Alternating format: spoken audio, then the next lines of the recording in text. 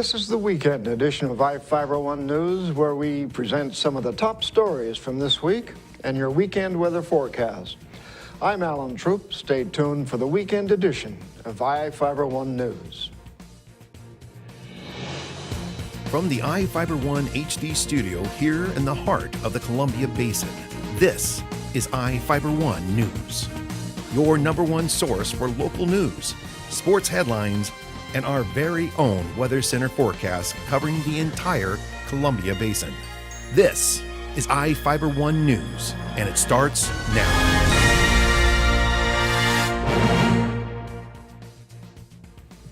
One of our top stories for this week was about the reptile man, Scott Peterson, who brought his show to Soap Lake Elementary School this week for some hands-on education. Reporter Jeff Chu has the story.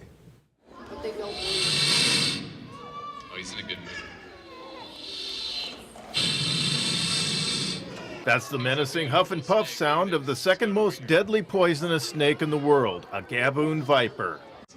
2-inch fangs, biggest teeth of any snake. Blood will come out of every hole in your body. You'll be dead in about 15 minutes. Scott Peterson, a fountain of reptile knowledge around Washington State, brought the viper and a slate of slithery snakes to Soap Lake Elementary School Tuesday night. Peterson is the founder and owner of his family's reptile zoo in Monroe on State Route 2 in western Washington. It is billed as one of the most comprehensive collection of reptiles on the West Coast, with about 150 animals on display. Peterson enthralled an audience of about 300 in the school's gym, many who walked away more informed and a little less fearful of reptilian creatures. Peterson's collection has evolved into a family reptile affair. For the past 25 years, Peterson and his wife Luvia put on up to 1,000 shows a year and have traveled to more than 800 Washington schools. His son Isaac runs the reptile zoo and puts on shows while Dad and Mom are away. How did Peterson's preoccupation and fascination with reptiles begin? Well, I've always loved reptiles since I was a child for some unknown reason, but I just came up with this crazy idea. My mom said I was always bringing garter snakes home. Everyone needs a hobby. It kept me out of trouble. While the snakes still look menacing at times, Peterson surgically removes the venomous pouches from the snake's heads so their bites are non-lethal or life-threatening.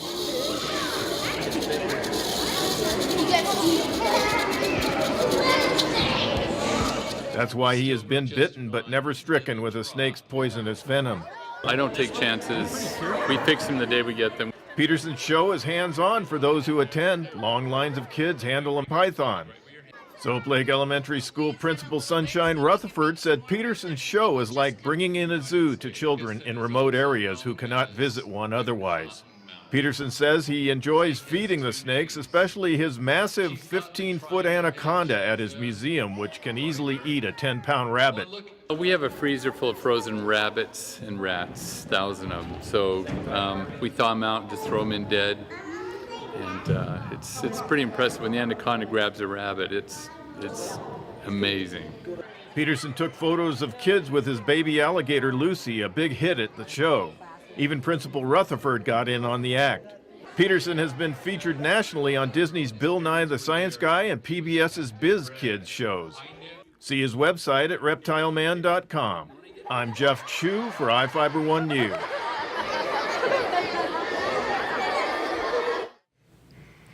In Ephrata, elementary school students had a chance to show off their science projects at a science fair at Parkway Elementary. Reporter Devin Higgins has the details. Tell me a little bit about your project. What did you do? Well, my project is all about how to make dull, dirty pennies look as bright as new. And so what I'm trying to do in this experiment is, well, if I take a penny, I'm going to see which one works the best to make it shiny. And I have my results right over here about seeing which one works the best, and it actually says that the lemon plus salt does the best. Ephrata's Parkway Elementary School played host to its first science fair on Thursday. 5th and 6th graders from Parkway and Grant came together to show a wide variety of projects and experiments covering biology, chemistry, and physics. People from the Grant County science community served as advisors and reviewed each student's project. Parkway science teacher Joelle Malone said the idea was to find something that got students and community members more involved in science. Well, we've always done a science night, and we usually try to find activities, and we've had really low turnouts for that, so we were trying to think, how can we make this a little bit different, maybe a little less work for us with a little more turnout for it. So we decided to have the 5th and 6th graders do science fair projects, making sure that they were going through their hypothesis or predictions, knowing their procedures for investigations, being able to talk about the different variables, and then come up with conclusions and use data to prove it. Students who took part are using the fair as a stepping stone to compete in the Washington State Science and Engineering Fair in Bremerton at the end of March. In Ephrata, Devin Higgins for iFiber One News. And now we take a look at people being sought by law enforcement. This is Sheriff Tom Jones with the Grant County Sheriff's Office. Each of the people you see here have a warrant for their arrest. If you see any of these people, we ask you do not attempt to detain or apprehend them, but call us at 509-762-1160 or send us an email at crimetips@co.grant.wa.us. If the person is presenting a danger, call 911. With your help, we can bring these people to justice and make our community safer.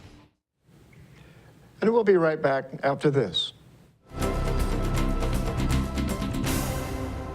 At Moses Lake Community Health Center, we have had the privilege to serve the local communities since 1978. What I like about working at this clinic more than any other clinic that I've worked at is the patient care. With the patient care team that we've assembled, it allows us to take care of these many facets of the patient and their family's needs. Please take the opportunity to experience the high-quality care provided at our clinics.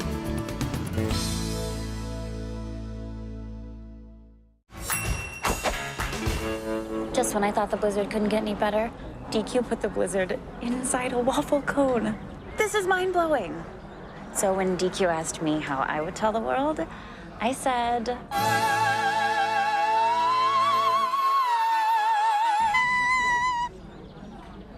Sounds better in Italian. Pretty impressive, Liz. Any blizzard, like confetti cake, now in a fresh-baked waffle cone. This is fan food, not fast food. Hi everybody, meteorologist Don Morelli with you here on iFiber Channel 1 News. Our forecasts overnight tonight through the weekends brought to you by Bud Cleary Toyota dealers. Toyota, let's go places. And we've been mentioning the past couple of days actually that the weekend isn't going to be as nice as the work week has been, but it's still not going to be the worst of weekends. We'll still need some umbrellas, particularly on Saturday. Saturday afternoon, evening, things taper off a bit, at least a chance for precipitation here in the basin. Could still be a sprinkle or two Sunday and Monday, but not as much as what we're expecting late tonight through the first half of Saturday. Also Saturday, some gusty winds to contend with, so with cooler temperatures and the winds, it'll make it feel a lot cooler than what we've been seeing. But hang in there, another warm-up. Looks to be in the offing by midweek next week. In the meantime, right now, 70 degrees was the daytime high. Yes, we broke the record back in 1992 of 69.40, the morning low. So we've had a couple of records this week with the warmth. 71 degrees tied the record in Moses Lake. What's that, 1988? 98. Oh, my old eyes, I can't see. 37 degrees was the morning low. Had a little bit of fog this morning as well, and we have dew points in the upper 30s, lower 40s right now, which means as we cool on off tonight, we could see a little bit of fog, but the instability coming on in means the likelihood of that is probably pretty small because we'll see the rain falling instead. 68 degrees right now with a pretty nice evening, but the clouds will be thickening up overnight tonight. And particularly after midnight, the rain does move on in, and looking at the precipitation to really blossom in the pre-dawn hours, and by 8 a.m., there you go. It's a little wet to start your Saturday. But during the afternoon, you see how things sort of dissolve in the central areas of the state here in the basin. One band over the inland northwest, but look at that moisture. What a river of water coming out of the Pacific towards us. But you notice with time, things settle southward. Now you notice if you really figure out the path here, we got a hole here. That's due to the downslope winds. I'm not sure we're going to miss all entirely of the rain, but again, that rain shadow effect trying to take hold, as well as some dry air coming in from Canada will tend to decrease the threat of showers towards Sunday and Monday, but still you can see some clouds, particularly southern areas of the state, linger into Monday. But in general, a drying trend will take hold to start the work week.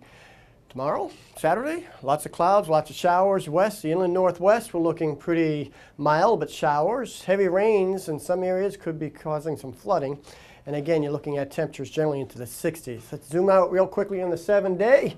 Showers into Monday, unsettled times for the weekend, but warming up by midweek next week.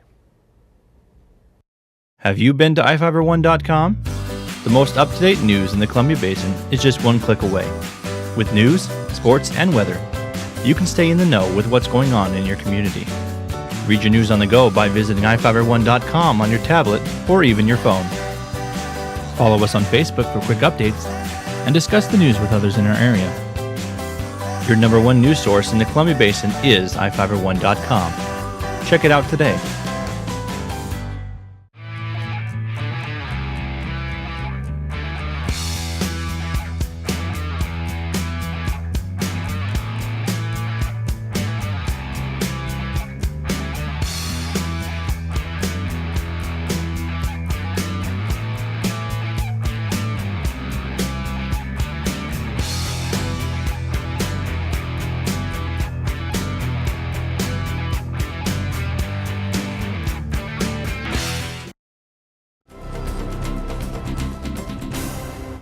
It was the first time both Moses Lake basketball programs made the state tournament in school history. At first for the boys team was top-ranked Federal Way. It had been 24 years since the Chiefs made their last trip to the big dance. Moses Lake was the only unranked team going in and had to match up with #1 ranked Federal Way in round 1. The Eagles lived up to their lofty ranking with a 74-63 win over the Chiefs. Cesar Sandoval led Moses Lake with 18 points. The loss dropped the Chiefs into the consolation bracket to face #3 ranked Issaquah in a loser-out game. The Chiefs struggled to find the hoop, down 41-24 at the break. Issaquah's Ty Gibson, on the other hand, was white hot, draining 26 first-half points and finishing with a game-high 42. The Eagles went on to take the game 74-58 and end the Chiefs' deepest postseason run in 2 decades. Sandoval led Moses Lake with 18 points. Mitch Holman had 14, and Tyson Carstetter finished with 13 points and 10 rebounds. Federal Way went on to beat Davis to claim the 4A state crown. Issaquah turned back Kentwood to place 4th. After placing 5th in state last year, the Moses Lake girls team were trying to top last year's performance. Let's play for 3rd place.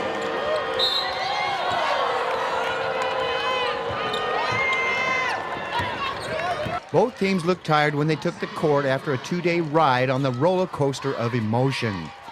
Each coming off a high of winning a first-round game, knowing one more would get them into the championship contest, and the low of a defeat in round 2 that shattered a dream of being the best team in the state. Neither shot well to open play, missing gimme buckets in the paint and Jays from long range on their first couple of possessions. 3 free throws by Jessica Olson and 2 by McKenna Walker put the Chiefs up 5-2 midway through the first. Beamer closed out the quarter on a 7-3 run to go out front 9-8. There you go. Moses Lake hit for 13 second quarter points to take a 21-18 lead at the half. The Titans regrouped in the locker room to control third quarter action with an 11-6 run to go up top 29-27. Walker knotted the score 29 all on a bucket at the buzzer. Beamer held a 35-32 score with 3 minutes and 45 seconds to go. Jesse Luetta, who had an off night, drew the Chiefs even on a 3-ball from 23 feet out. Beamer pushed the score to 44-39 with time nearly expired. Amy Luetta hit a tray with 12 seconds on the clock to make it 44-42. Moses Lake fouled on the inbound pass to send Nia Alexander to the line for 2 shots. She made the first and missed the second. The Chiefs snatched the rebound and pushed the ball up court, but missed a game-tying shot, and the Titans held on for the win. Coach Matt Strophe would have preferred a better outcome for his team, but nonetheless is proud of the effort the girls turned in. And I know the girls are struggling with it right now. They wanted more than fifth, but they also understand, I know deep down inside they understand that there's a bigger picture, and they'll get there. They'll get through this grieving process of finishing fifth and understanding it was a big thing. It was a big deal. We had a great league season, district tournament, etc. And you know what? We played exceptionally well. It's one thing to come in and play poorly and lose. We played hard. We never gave up. And the girls should be proud of their efforts. And in doing so, bringing home a fifth place trophy, when they get through the emotions, they'll understand what it really means to them individually, us as a team, and our school and community as well. We'll be right back after this.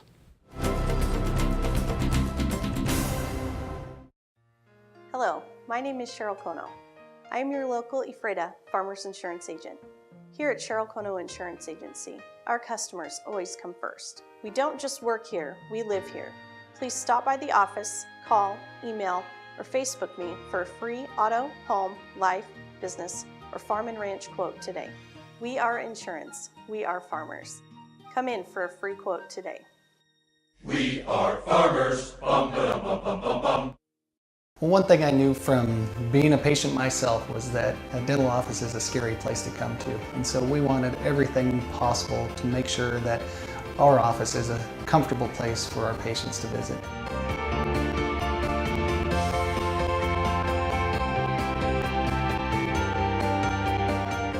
The patients that I have, my clients, have made me a part of this community, and we want to give back in every way possible.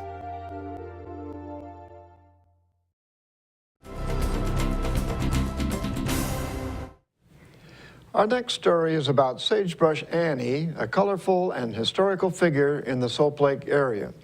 Community members placed a new headstone at her grave this week. Reporter Jeff Chu has that story. She went down in Soap Lake history under the colorful name of Sagebrush Annie. The grave of Anna Mae Dorman, her real name, was graced with a new headstone Friday by a group of Soap Lake history buffs at Ephrata Cemetery. That stone looked just like these right there, just a piece of concrete. It looked like they took a stick or something and wrote. Sagebrush Annie was believed to have burned to death in a wildfire in 1945 at her Blue Lake home near Rimrock Cove, acreage of which she owned at the time. Sagebrush Annie's grave was found by Soap Lake resident Chuck Flint and Bonnie Holt Morehouse. Flint helped put together a history booklet called Sagebrush Annie, a piece of Soap Lake history. Morehouse, who led the effort for a new gravestone, remembered the eccentric figure known as Sagebrush Annie, who walked and hitchhiked everywhere she went. Holt Morehouse hired M&E Memorial Markers of Wenatchee to cut the gravestone. She was kind of a legend in her own time. Rumors of murder surrounded Sagebrush Annie's death because investigators found her skull was crushed. The Grant County coroner at the time stated the death was due to causes unknown. Those remembering her traced memories of Sagebrush Annie back to who she knew in Soap Lake, including close friend Roxy Thorson. Thorson, who was the former owner of the inn at Soap Lake, placed Annie's remains in a child-sized coffin for burial in 1945 in Ephrata. She would come to town. Some people said that she wasn't all that clean, and she had goats, and goats can be a little smelly. But we've got one picture of her that shows her skinny as a rail, and she had her hair up in a bun, and she was smiling, and she had on a dress, you know, and a long dress kind of, and she was on the beach of Soap Lake, and it's really a cute photo of her. Historians say Sagebrush Annie was well educated and served as a school teacher, but later left the profession because she could not conform to it. She then went on to become a businesswoman. Annie charged people 25 cents a head to use the popular sandy shoreline near her Blue Lake home. So she was a pretty special lady, and I think she just represented that early stage of, you know, developing a new town, and the strength that it took and the wisdom to see a business out of a little patch of ground that she found.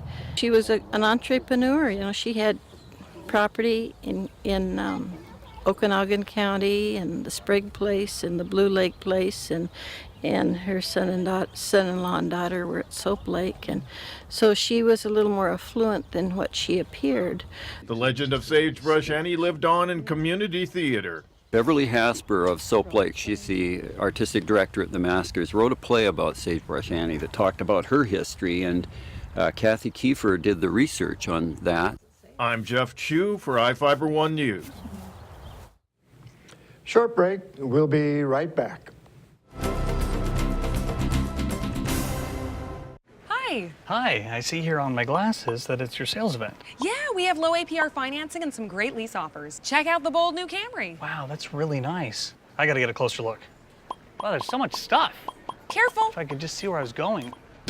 Right now, you can lease a new 2015 Camry for $199 a month with $750 lease bonus cash. Plus, every new Toyota comes with Toyota Care, our no-cost maintenance plan. Now this is cool. That's easy to see. Toyota, let's go places. What's white and yellow and red all over? If you said the local book telephone directory, the one with the purple sunset on the cover, then you're right. In print and online at statewideyp.com, it features up-to-date local maps, community information, and a calendar of events. With a restaurant dining guide with full local menus and a reverse directory, you're sure to find the number you're looking for. It's the best way to get the information you need.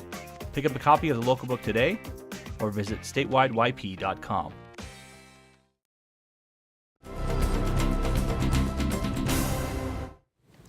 Welcome back. The next story is about the geese problem at Soap Lake. A remote-controlled airplane could soon be used to scare off the birds to help keep the water and beaches clean. Reporter Jeff Chu has the story. You could call them Soap Lake's Geese Police. Soap Lake Conservancy members hope to launch a remote-controlled plane soon to gently harass the pesky Canada geese that land on popular West Beach. The quality of Soap Lake's mineral water is the Conservancy's big concern. The problem is pollution from goose droppings. Too many geese leave behind too much waste, and the Conservancy also wants to make sure beachgoers don't step in it. Soap Lake City Councilman John Glasgow, who doubles as chairman of the Soap Lake Conservancy, says the geese have to go. Glasgow says the goose droppings are indeed polluting the lake, which in effect fertilizes and could increase blooms of algae. It's one of the significant inputs into the lake, considering how little mineral is probably getting into the lake now, so that probably the number one problem would be nitrogen, which is residual from the breakdown of the sewage from the geese. Then there's the problem that geese leave behind for beachgoers to find. Also, the beaches are fouled by the geese, and it's very unpleasant for people to put a towel down and find stuff stuck to it on the bottom when they get up. So we would prefer the beaches to be clean. And of course, there's people that prefer that we would leave the geese alone. So we're kind of caught in the middle of this one. The solution, as Glasgow and others with the Conservancy see, is chasing off the geese using a remote-controlled plane. The plane would not harm the geese, just corral and drive them off the beach and lake. So the only effective way, and we learned this just from studying the internet, there's golf courses in California that effectively use aircraft, model aircraft, to fly at the geese, and it causes them to sort of take off in a flock, and they all behave in a flock. And if you can protect or prevent the geese from returning to their spot where they're comfortable, they're only comfortable in the open. Soap Lake Conservancy Secretary-Treasurer Gene Wing, who grew up in Soap Lake, says the goose problem did not always exist on the lake. I moved here in 1955. I was almost 6 years old, so I learned to swim out here in the lake right here on this beach. We did not have geese here like we do now. It's kind of a mess here. It wouldn't be a pleasant place to swim. Wing says he believes farm fields near the lake attract the geese. It's just due that there's more places for the geese to feed around here, and also the salinity of the lake is decreased over time, and apparently it doesn't bother the geese. Glasgow intends to discuss the issue with his fellow Soap Lake City Council members in an effort to inform residents that planes would not be harmful to the geese while keeping them off the lake and its beaches. I'm Jeff Chu for iFiber1 News. Rounding out this week's news coverage is about 4 dance teams that are moving onto the state championship later this month in Tacoma. Reporter Devin Higgins has the details. The Ephrata Tigerettes and Moses Lake Mola Hyatts are among 4 Grant County High School dance teams heading to the 2015 WIAA State Dance and Drill Championships at the end of March. Needing a qualifying score of 210 or better at the District 5 and 6 finals in Pasco on March 7th, Ephrata, Moses Lake, Quincy, and Royal all earned a chance to compete against the best teams in the rest of Washington State. Tigerettes coach Sally Cott said her team is using the next 2 weeks to fine-tune their routine and is focusing on posting their best score of the year. The Mola Hyatts, meanwhile, took first place at districts in the 4A kick, pom, and military categories. Coach Lori Baker said the team is going to Anaheim, California to compete in the USA Nationals dance competition on March 20th and 21st before coming back to state where they'll be taking on rival teams like Othello. The 2015 WIAA Dance and Drill Championships take place March 27th and 28th at the Yakima Sundome. In Ephrata, Devin Higgins for iFiber One News. And that wraps up our weekend edition. iFiber One News will be back on Monday at 5 p.m. with the latest news from around the Columbia Basin. Thank you for watching.